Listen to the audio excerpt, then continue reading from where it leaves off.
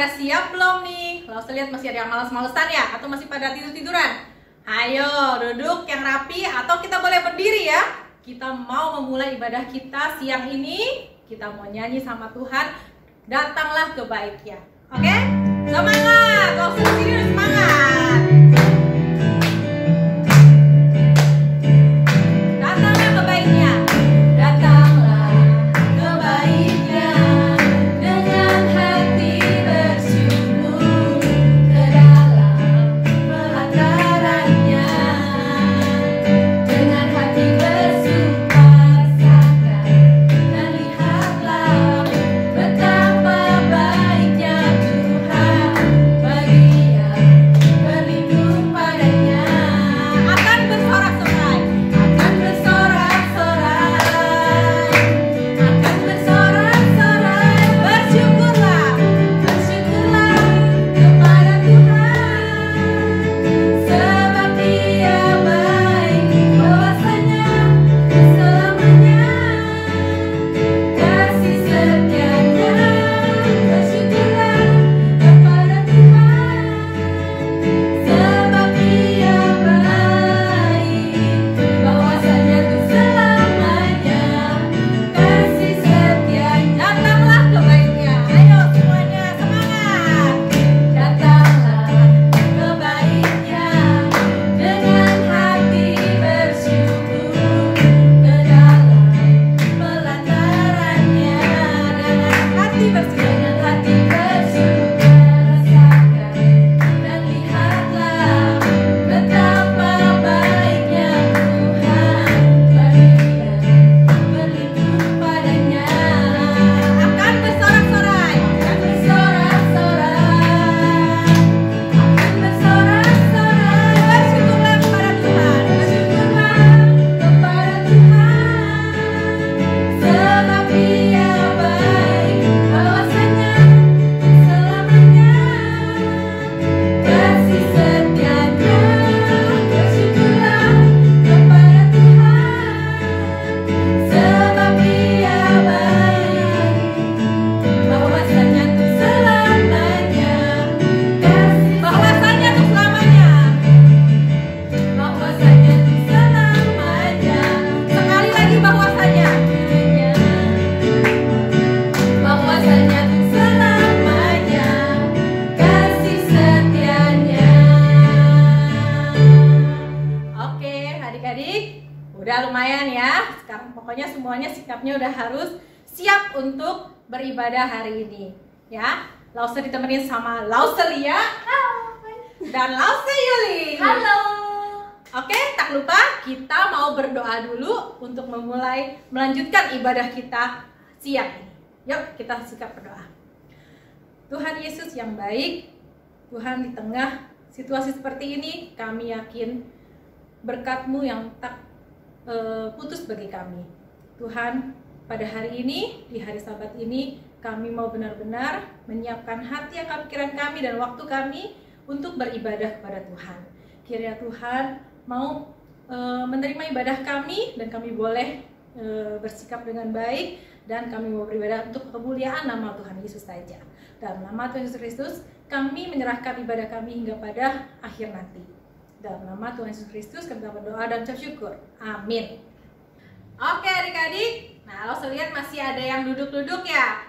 Sekarang semuanya berdiri ya. Temenin Lause di sini. Kita mau nyanyi sama-sama. Kita mengucap syukur kembali. Kita mesti kita kan tahu ya kalau setiap hari itu Tuhan menciptakan hari bagi kita, dan hari ini kita khusus mau menyanyi. Hari ini hari yang telah dijadikan Tuhan.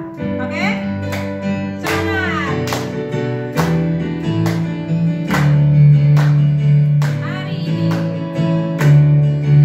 ini hari yang telah dijadikan Tuhan.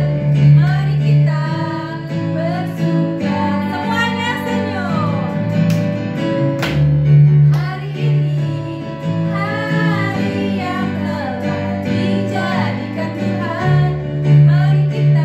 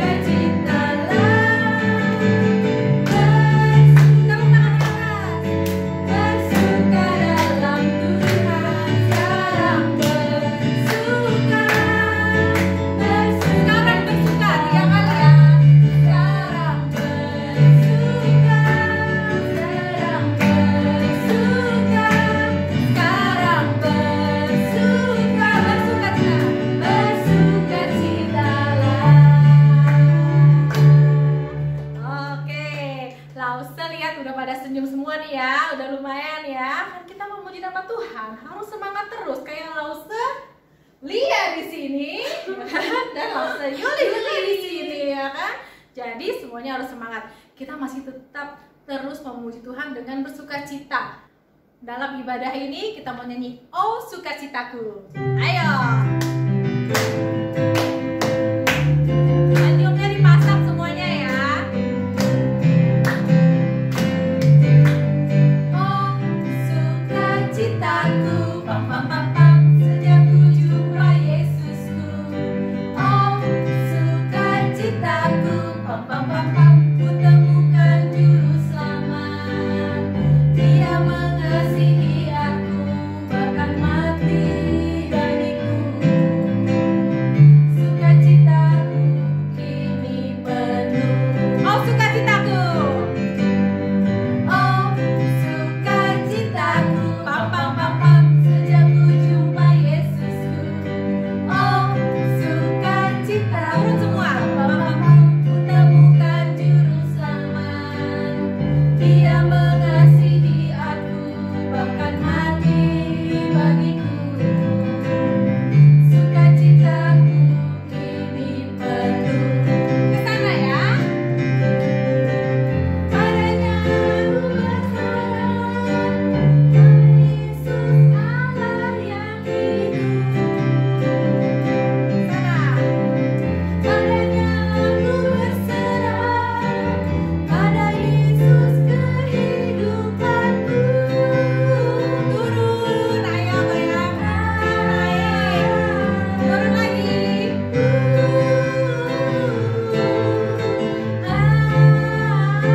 Ayo siap-siap. Oh sukacitaku, pam pam pam pam, sejak ku jumpa Yesusku.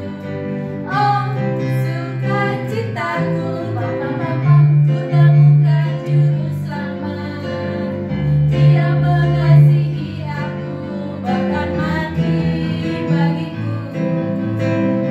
Sukacitaku kini penuh. Nah, adik-adik, berarti kan tadi yang kita udah nyanyikan ya, sejak ku jumpa Yesusku. Itulah dimulai sukacita kita. Iya, Tuhan Yesus sudah menyelamatkan kita. Kita sudah mau diselamatkan Tuhan Yesus, kita harus bersukacita. Hanya dengan percaya Tuhan Yesus saja kita boleh selamat. Ya, dan kabar ini adalah kabar Injil. Jadi, kabar inilah yang harus kita sebarkan ke semua teman-teman kita. Baik yang baru percayanya setengah-setengah atau yang belum percaya sama sekali, juga kita harus kabarkan. Dan salah satunya juga dengan kehidupan kita. Jadi bukannya, kamu baca deh ya ini, kata Tuhan Yesus begini, nggak cuma begitu aja, tapi dengan kesaksian hidup kita. Lause tahu sih nggak gampang, kesaksian hidup itu paling susah, ya kan? Bahkan di tokoh-tokoh yang Lause ceritain kan, baik dari raja-raja Israel itu agak susah sekali. Tapi makanya kita harus tetap beriman kepada Tuhan, tetap selalu percaya kepadanya, dan mau melakukan apa yang Tuhan perintahkan bagi kita. Ya, nah lagu berikut Lause harap bisa mengingatkan kita betapa besar cinta Tuhan kita, dan kita harus terus maju, jangan menyerah. Ya, kita menyanyi "Bila Ku Ingat Cinta Tuhanku".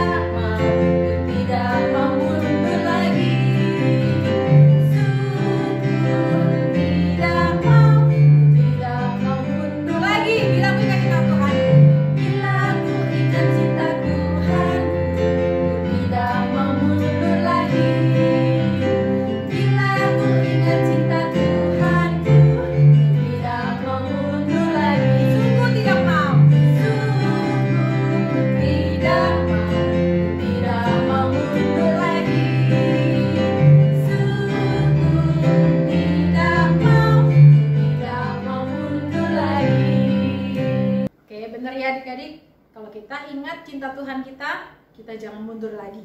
Terus maju ke depan, terus kabarkan Injil. Oke, sekarang siap-siap untuk mendengarkan cerita dari Lause berikutnya. Selamat siang adik-adik. Sebelum kita mendengarkan firman Tuhan, mari kita berdoa terlebih dahulu. Tuhan Yesus, kami akan mendengarkan firman Tuhan. Tolong kami untuk fokus dan dapat memahami isi daripada firman Tuhan. Tolong juga Lause Betty yang akan membawakan firman Tuhan. Biarlah apa yang disampaikan adalah kebenaran dari firman Tuhan saja. Terima kasih Bapa, kuasai hati dan waktu ini. Dalam nama Tuhan Yesus kami berdoa dan mengucap syukur. Amin. Adik-adik, hari ini Lause mau cerita. Beberapa minggu yang lalu, Lause mendapat kabar duka cita. Ada seorang teman sekolah anak Lause yang meninggal dunia. Umurnya baru 12 tahun. Ketika pertama kali Lause mendengar berita ini, Lause sangat kaget banget dan berpikir, bagaimana ya perasaan papa dan mamanya? Pasti hatinya sangat sedih dan hancur. Biasanya orang tua tidak pernah terpikirkan bahwa mereka akan ditinggal pergi oleh anak mereka. Kan biasanya yang meninggal duluan adalah orang-orang yang lebih tua usianya. Pasti sangat terpukul dengan kehilangan anaknya yang dikasihi ini. Berbeda dengan kehilangan barang. Kalau barang, mungkin sedihnya nggak akan lama-lama. Anggaplah kita punya 3 kue. Kita lagi makan nih, tiba-tiba jatuh gitu ya. Kita paling cuma bilang, ya jatuh. Tapi kita tidak akan sedih berlarut-larut. Karena kita masih punya 2 kue yang lain. Paling kita hanya memegang kue yang sisa dengan hati-hati. Beda dengan kehilangan seorang anak. Kita nggak bisa bilang, kan masih ada anak yang lain. Perasaan sedih ini juga dialami oleh Daud ketika ia mendengar berita kematian dari Absalom anaknya. Meskipun Absalom itu telah mengkhianati Daud, telah memberontak terhadap Daud, tapi sebagai seorang ayah, ia mengasihi anaknya. Daud begitu sedih dan berduka ketika Absalom meninggal. Daud bahkan berkata di dalam Alkitab, seandainya dia bisa menggantikan Absalom, dia rela mati menggantikan anak Absalom. Ini menggambarkan bagaimana sedihnya Daud ketika Absalom meninggal. Di satu sisi Daud tahu bahwa ini adalah hukuman yang harus dia terima karena dosa-dosanya. Di minggu yang lalu, Lause Risa bercerita bagaimana Daud jatuh ke dalam dosa. Bagaimana ia berzina dengan Batsheba, kemudian Daud merancang kematian Uria, suami dari Batsheba. Ini merupakan kejatuhan Daud yang terdalam. Dan ketika Daud ditegur oleh Nabi Nathan, dia sudah diingatkan ada konsekuensi dari dosanya. Anak-anak, dosa adalah dosa. Dan Allah kita yang suci tidak bisa mentolerir dosa. Setiap dosa itu ada konsekuensi terhadap hukuman yang harus ditanggung. Namun kita mau belajar, ada perbedaan antara hukuman Tuhan dengan status kita sebagai anak-anak Allah. Hukuman yang Tuhan berikan itu tidak akan membatalkan status kita sebagai anak-anak Allah. Seharusnya hukuman yang kita dapatkan itu malah menggiring kita kepada pertobatan. Tuhan pasti akan menghukum setiap dosa-dosa yang kita lakukan, karena Ia adalah Allah yang suci. Seperti halnya juga kalau sebagai orang tua, kita juga akan menghukum anak-anak kita kalau mereka buat kesalahan. Tapi tidak berarti bahwa kita tidak mengasihi mereka. Misal nih ya, kalian diberi aturan oleh papa mama, tidak boleh main bola dalam rumah, karena ada resiko nanti barang-barang di rumah bisa pecah. Misalnya kamu tidak taat, kamu main bola, dan tanpa sengaja bola itu memecahkan lemari kaca. Kira-kira apa yang akan dilakukan oleh orang tua kalian? Mereka akan ketawa-tawa, tepuk tangan buat kalian? Tentu tidak, bukan? Mereka pasti akan menegur kalian dan akan memberikan konsekuensi kepada kalian. Misalnya, potong uang jajan ya, supaya uang yang dipotong itu bisa menggantikan membeli kaca yang pecah. Tapi dengan hukuman yang diberikan tersebut, tidak berarti bahwa mereka tidak mengasihi kalian. Hukuman diberikan supaya kalian lebih taat dan berhati-hati. Seperti juga Tuhan, ketika kita berdosa, Tuhan mengampuni kita kalau kita mau bertobat dan mengakui dosa kita. Tapi konsekuensi tetap ada. Berbeda dengan Saul ketika dia melakukan dosa, bagaimana sikap Saul? Di minggu-minggu lalu kita melihat ketika Saul ditegur oleh Samuel, Saul tidak bertobat dengan sungguh-sungguh. Saul membela dirinya. Masih ingat gak ketika Saul melakukan satu kesalahan, mengorbankan korban bakaran tanpa menunggu Samuel? Ketika ditegur, jawaban Saul adalah, kan kamu terlambat Samuel, sedangkan rakyat sudah mendesak saya. Nah, Saul menyalahkan Samuel yang terlambat. Dia tidak merasa bersalah. Lalu kesalahan Saul yang kedua, ketika dia melawan bangsa Amalek, Tuhan memerintahkan agar dia memusnahkan semua bangsa Amalek dan milik-miliknya.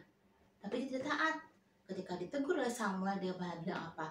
Rakyat sengaja menyisakan lembu, kambing, domba yang tambun, yang sehat untuk dipersembahkan sebagai korban bakaran buat Tuhan. Wah, lagi-lagi Saul melempar kesalahannya kepada rakyatnya. Bahkan dia berani mengatakan bahwa ini untuk persembahan kepada Tuhan. Kita lihat sikap Saul dan sikap Daud yang berbeda. Saul yang mengelak, Saul yang melempar kesalahan, tapi bagaimana sikap Daud ketika dia ditegur Nabi Nathan? Daud yang berkata, iya, saya telah berdosa kepada Tuhan. Titik. Nggak ada koma, nggak ada tetapi.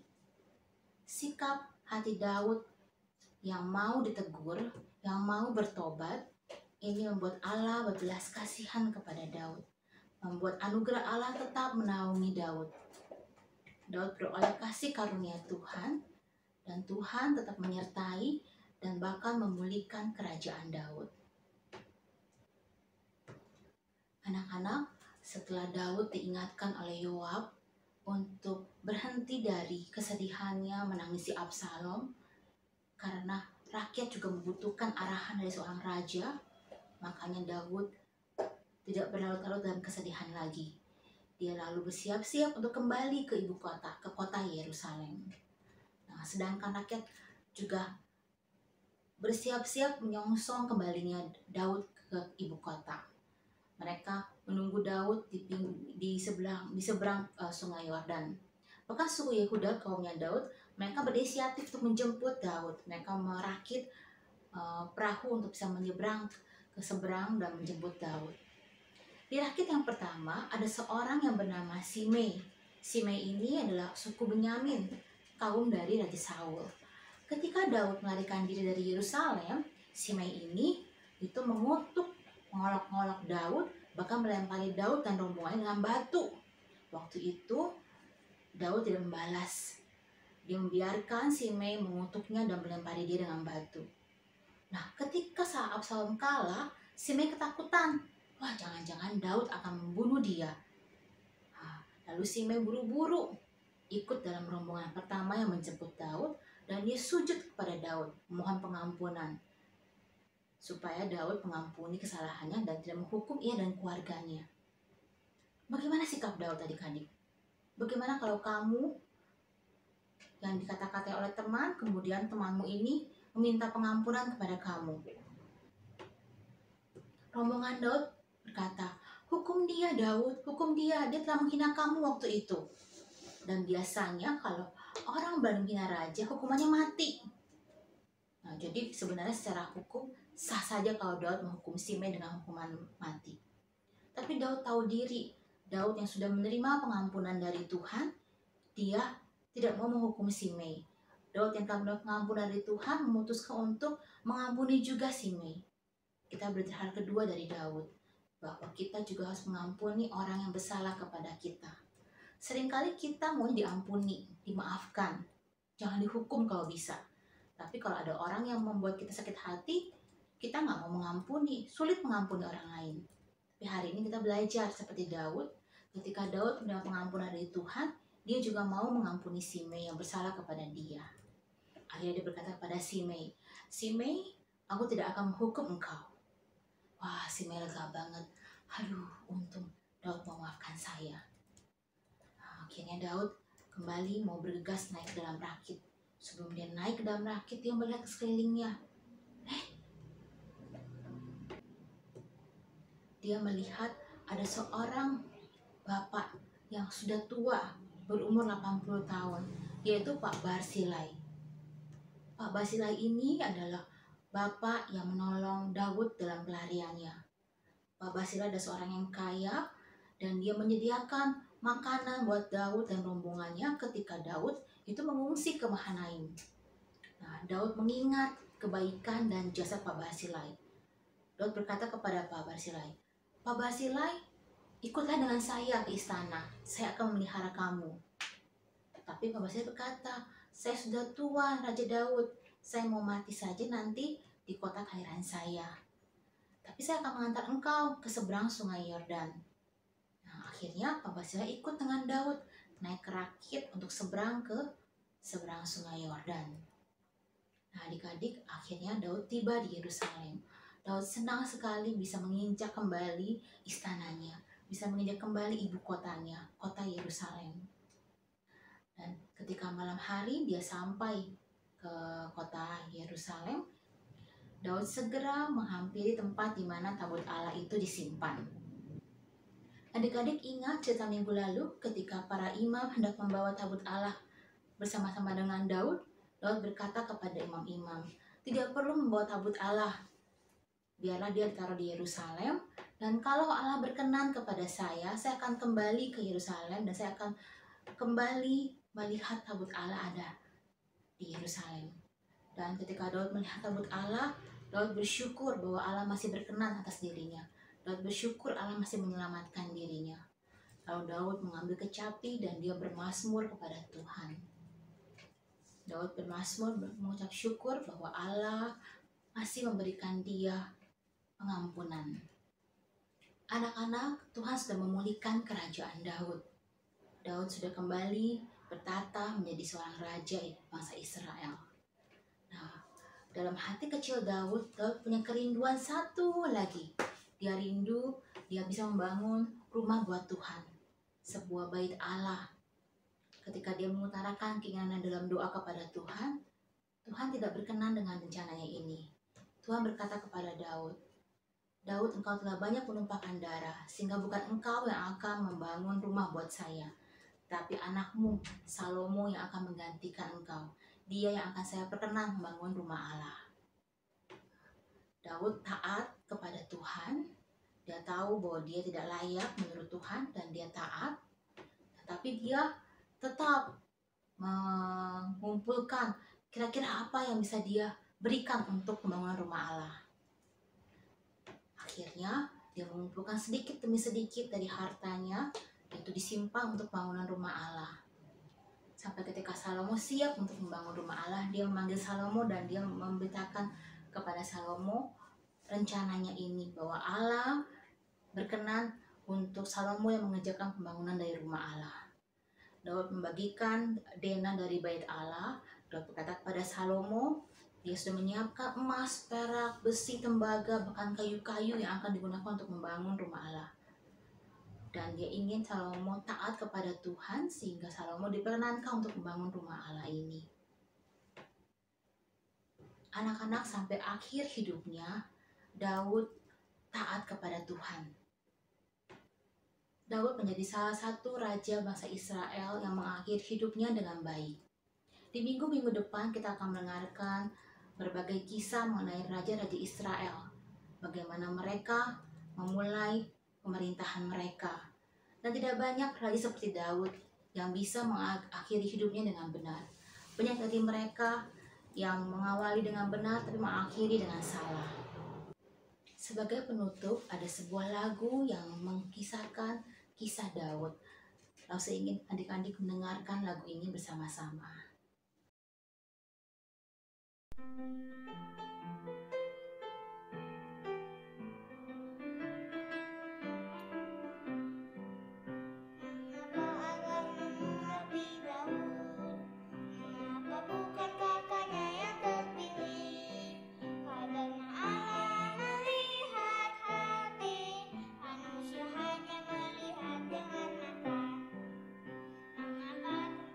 Israel takut, mengapa Daud berani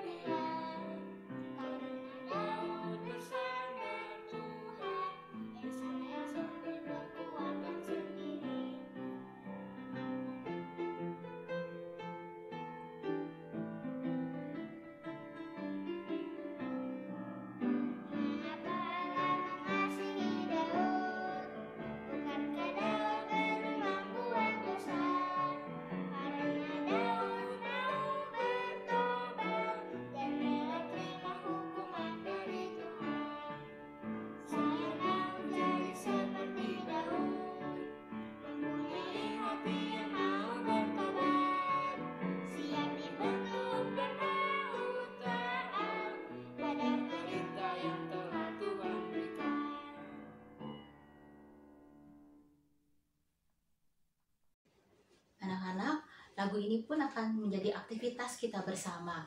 Lause akan mengirimkan rekaman lagunya ke Lause Sekolah Minggu kalian. Nanti kalian bisa belajar lagu ini, kemudian kalian merekam suara kalian. Nanti rekamannya kalian kirimkan ke Lause lagi dan akan ditayangkan dalam Sekolah Minggu online. Sebelum kita masuk dalam doa, kita akan menulis dulu judul cerita, bahan cerita, dan hafalan untuk minggu ini. Adik-adik, judul cerita untuk minggu ini adalah Daud kembali ke Yerusalem. Ayat hafalannya adalah Mazmur 10 ayat 16. Tuhan adalah Raja untuk seterusnya dan selama-lamanya. Nanti judul cerita, bahan cerita, dan ayat hafalan akan ditayangkan setelah ini. Mari kita berdoa terlebih dahulu. Tuhan Yesus, beberapa minggu ini kami belajar dari kisah hidup Saul dan Daud. Tuhan, kami ingin belajar seperti Daud yang mempunyai hati yang lemah lembut, hati yang peka saat Tuhan tegur, dan hati yang mau bertobat saat kami melakukan kesalahan.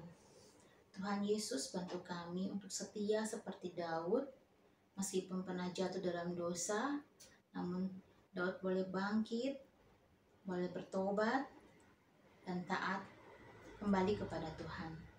Kami juga ingin seperti Daud mengakhiri hidup dengan berkemenangan.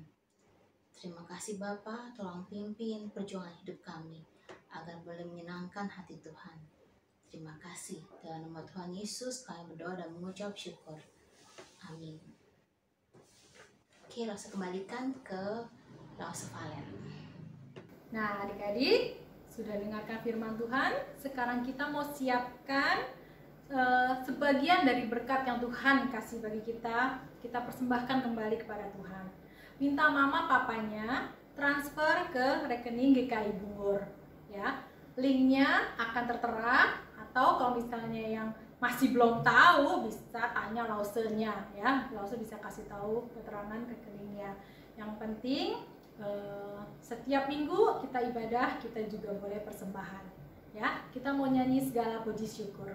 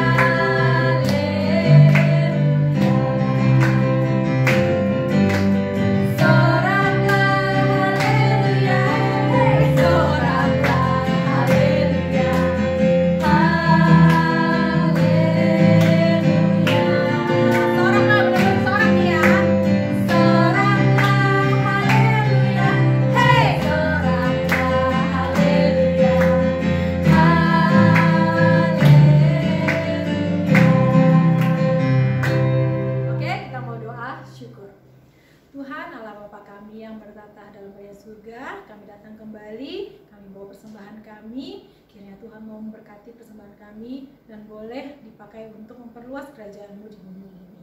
Terima kasih ya Tuhan, dalam nama Tuhan Yesus Kristus kami telah berdoa dan ucap syukur. Amin. Nah adik-adik, sebelum kita mengakhiri kebaktian kita mau nyanyi satu lagu lagi. Ya, tadi kita sudah bersuka cita sama-sama, dan tak lupa kita juga mau merenungkan dengan apa akan kubalas segala kebaikan Tuhan. Ya, kita nyanyi.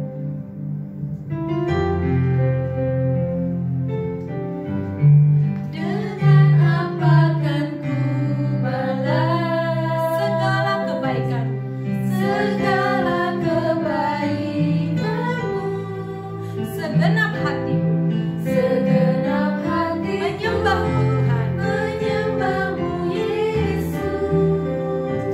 Ku bersyukur padamu, dengan apa akan kubalas segala kebaikanmu, segenap hatiku, segenap hatiku menyembahmu Yesus. Ku bersyukur padamu selamanya. Kita mau katakan, Kau Allah yang setia. Kau Allah yang setia, Bapa yang mulia, Bapa yang mulia. Kasih-Mu besar Tuhan, Kasih-Mu besar Tuhan. Kau pulihkan hidupku, Kau pulihkan hidupku. Kaulah harapanku, Kaulah harapanku. Katakan, hidupku di dalam-Mu, hidupku dalam-Mu. Terima kasih Tuhan, terima kasih Tuhan. Kau selamatkan hidupku, Kau selamatkan hidupku. Dengan apa akan kubalas segala kebaikanmu, segenap hatiku menyembahmu Yesus. Ku bersyukur padamu, dengan apa akan kubalas segala kebaikanmu, segenap hatiku menyembahmu Yesus. Ku bersyukur padamu selamanya.